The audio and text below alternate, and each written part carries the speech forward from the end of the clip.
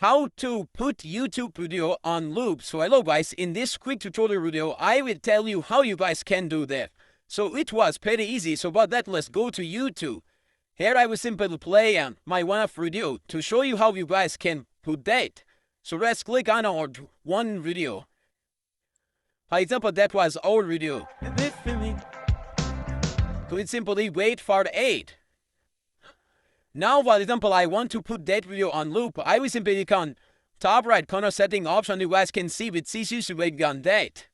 Here you guys can see quality, playback speed, captions, loud screen more. Simply click on more. Here you guys will see Duke videos. So simply click on loop video.